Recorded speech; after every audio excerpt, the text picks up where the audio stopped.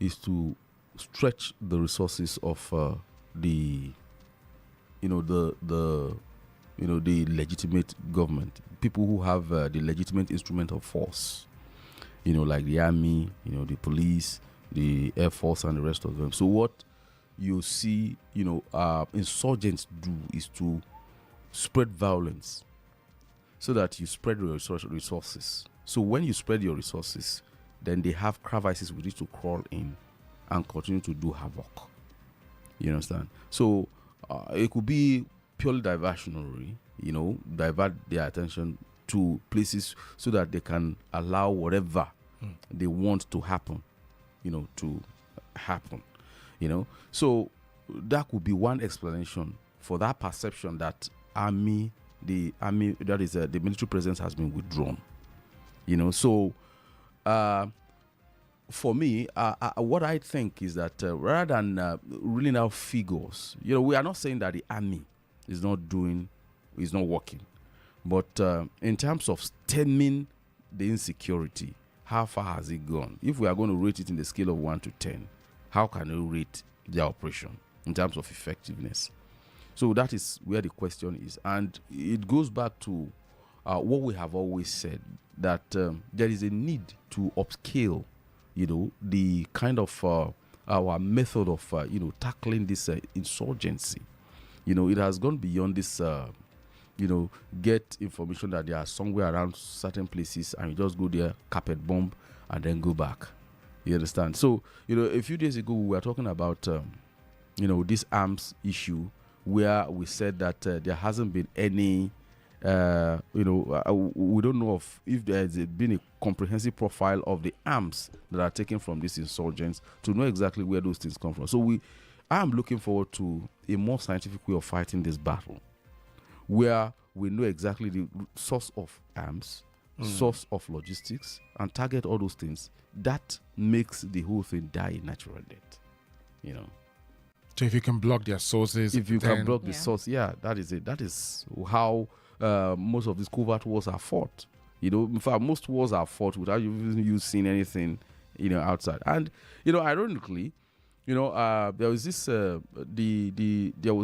seminar. There was this seminar in is it end of the eminent personality lecture put together by the Center for Peace and Strategic Studies, University of Ilorin.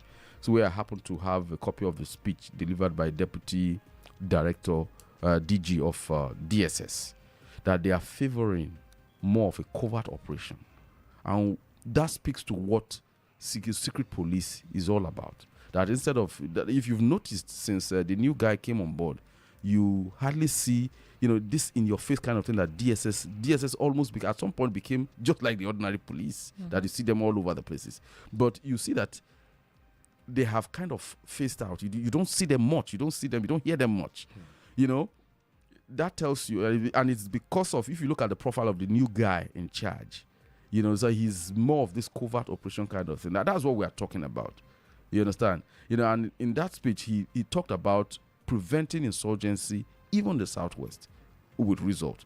But in fact, there was something that happened that I didn't know how the thing just fizzled out. So, but from that speech, I learned that it was the DSS working. So that is how you can work behind the scene, to stop some of these things. All right. Just on that, just to pick up that line, and then because this was split into so many other conversations still on the show. The Southwest, governors met in a bid to they came together to enhance security in the region, responding to the threat of bandits and terrorists fleeing military operations in the north. Well, this is not the first time that we are hearing situations like this, and they've come together at some point, and that's why they have that regional security network called Amotekun. Yeah. But again, the effectiveness of Amotekun, can we just quickly take a look at that? If you have, because one can say that Ondo State and that of Oyo State as well too. How about other parts of the Southwest, Lagos? If at all Lagos uses or is deployed at Amotekun to protect its, territories and all. But again, is it a very good move for the Southwest governors? And again, it goes back to what is the northern governors also doing? Is there something and like even that the southeast governors, what are they doing? The southwest are not central governors. What are they doing? You understand? See, look, first and foremost, let me use this opportunity to commend the governors of the southwest for that initiative. It's fantastic. You understand? What it simply shows is that they are moving in sync with security challenges, across the country. Now they are putting up, structures to contend with what earlier we said that what the insurgents are trying to do is to spread the. So what you see there is the insurgent moving down south. That is what is happening. You understand? They are moving down south towards West Africa, the southwest of Nigeria, because within the southwest Nigerian belt, you have more of isolated, ungoverned spaces, local communities. In fact, in terms of when you talk of people, the average southwesterner, no matter how big he is, has a root in one remote community. So if you hit that local community, you hit somebody probably in the National Assembly or in the presidency. You understand? They are that connected. So but unfortunately, because development does not percolate, it doesn't come down to that level. You see poor infrastructure and neglected places all over the landscape.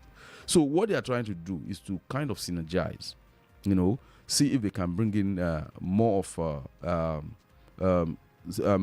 technology in solving security issues, like they talk of surveillance, for instance. And I will even suggest that they try and get much of telecoms, packages that can help them try, if they have a charter hub, what you call a charter hub in security, where you hear things that are happening, certain words, the National Security Agency in the US uses it a lot. But I think they from the statement, they said they're going to set up one in Ibadan. Okay, it's going to be the headquarters. Fantastic. You see, that is, in fact, Benin, Edo State has something like that.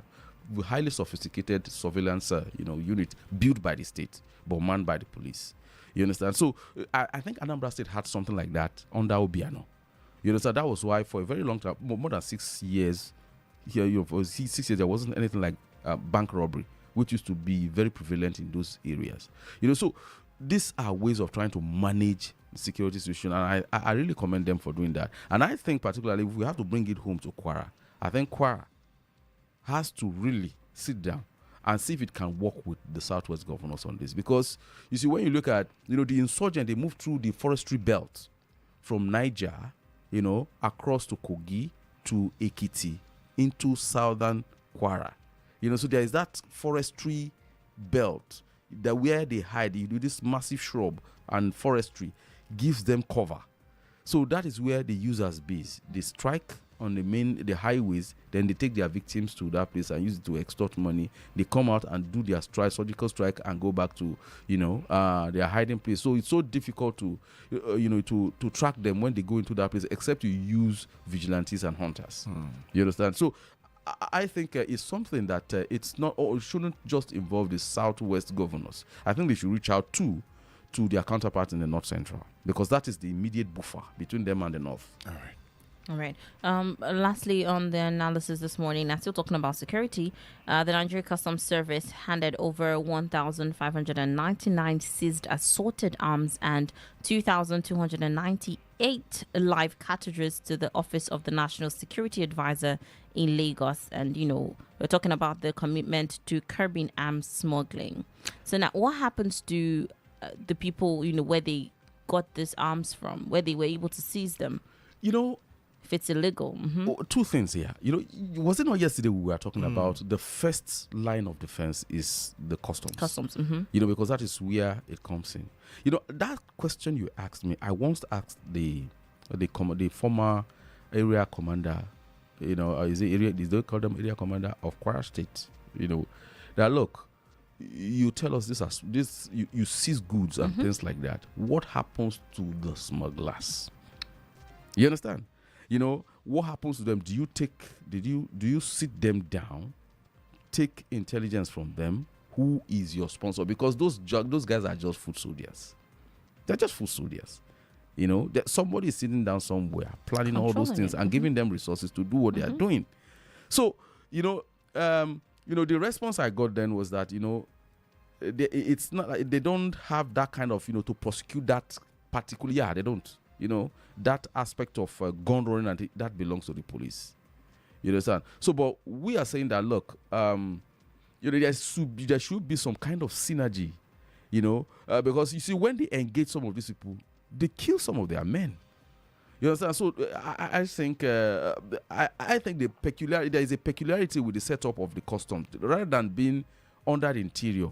I think it's within the finance ministry. It's an equivalent of what you call SS in the US. Treasury Department manages SS, the SS that guides the president and things like, because what in the American outlook to it is that the presidency, the VIPs, are packages that should be managed by the treasury. Anything that is of value, that is what treasury takes care of on behalf of the United States of America. So the president is of utmost value. So that is why you have the SSS, under the Treasury Department. So I think it's that kind of thinking that places the Customs Service under, the Finance Ministry. But I think that there should be a time has come to look into the law, setting up this very crucial body. Apart from excising the excise and duties and the rest of them, there should more bite to their security. Should be given to them. I'd just like to ask again. At least one curious Nigerian also want to know, because the Senate is probing about 3,907 missing arms from the police. Yeah. And then here is customs handing over 1,599 illegal arms. Where does this go? That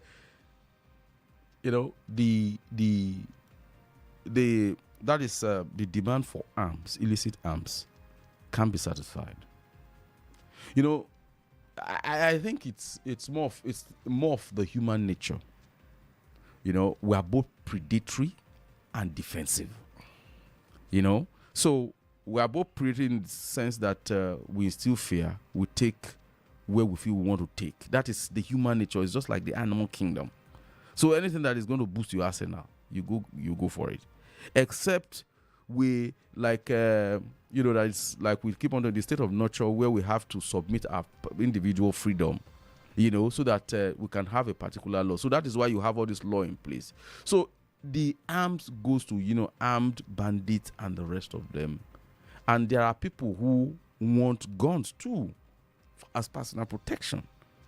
So it can never be the demand for it can never be exhausted. So that is why regulatory agencies have to be on top of their game in trying to manage the situation. All right, Nicholas, because of our time, we need to just step it time for today and for this week. We thank you for your contributions. We started off on Monday, and because we're grateful and thankful that we can just land the conversation on a Friday like this, and then pick it up again on Monday, God willing. Thank you for coming this morning, Nicholas Nwarunoye. And the view expressed is not in any way the position of Flow FM, but solely as expressed by the analyst Nicholas Nwarunoye. Thank you for joining us for this week. That's the size of the conversation. We're back on Monday, 8 to 8:30. Have a great weekend. A good start of the weekend at that. I'm Adedayo Adeyemi. I'm Danielle Shitta-Bey. Thank you for joining us. Here to light up the city, 92.7.